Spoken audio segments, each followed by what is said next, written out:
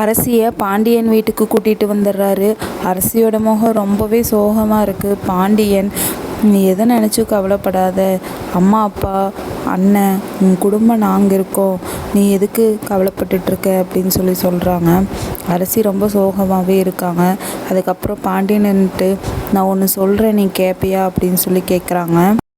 அரசியோ சொல்லுங்கப்பா அப்படின்னு சொல்கிறாங்க.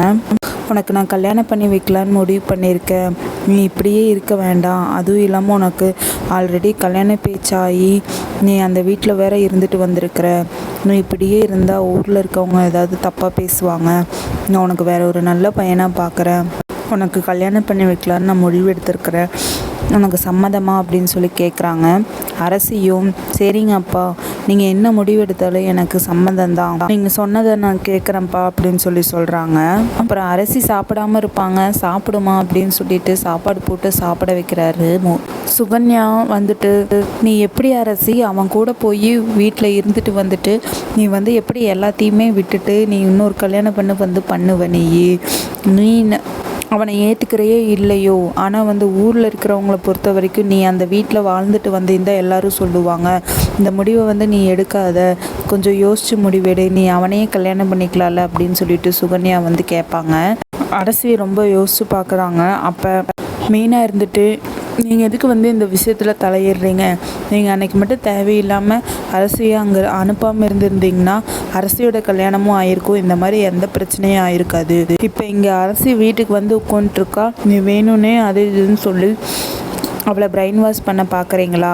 நீங்கள் எதுக்கு இந்த விஷயத்துலலாம் தலையிடுறீங்க அப்படின்னு கேட்குறாங்க. சுகன்யா, நான் அவளோட நல்லதுக்கு தான் சொல்கிறேன், சொன்னால் கேளுங்க அப்படின்னு சொல்கிறாங்க. எல்லா பிரச்சனைக்கும் காரணம் நீங்கள் மட்டும்தான் அப்படின்ட்டு மீனா சொல்கிறாங்க. நீங்கள் எந்த விஷயமா இருந்தாலும் அரசி விஷயத்தில் நீங்கள் முடிவெடுக்காதீங்க, அவளை பிரெயின் வாஷ் பண்ணி அவளை குழப்பாதீங்க, அத்தை மாமா முடிவெடுத்துப்பாங்க, நீங்கள் தேவையில்லாமல் இதில் மூக்க நுழைக்காதீங்க அப்படின்னு மீனா ரொம்ப திட்டுறாங்க சுகன்யாவை. அதுக்கப்புறம் அரசி அழுதுகிட்டே கொண்டிருப்பாங்க.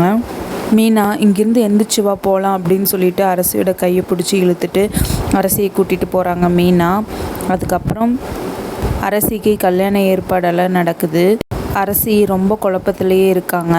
இந்த விஷயம் ஊரில் இருக்கவங்க எல்லாத்துக்குமே தெரியுது, கல்யாண ஏற்பாடு நடக்குது அப்படின்னு ஊரில் ஆளாளுக்கு ஒன்று ஒன்றா பேசிக்கிறாங்க. பாண்டியனை பார்த்து கேட்குறாங்க, அன்றைக்கே உன்னோட பொண்ணு கல்யாணம் நடந்துருச்சுல்ல, எதுக்கு இப்போ மறுபடியும் பண்ணிகிட்ருக்கீங்க அப்படின்னு கேட்குறாங்க. எல்லாத்துக்குமே பதில் சொல்லிட்டு இருக்க முடியாது, நடந்தது என்னன்னு எங்களுக்கு மட்டும்தான் தெரியும். ஊரில் என்னென்னமோ சொல்லி கேட்பீங்க, இதுக்கெல்லாம் பதில் சொல்லிட்டு இருக்க முடியாது.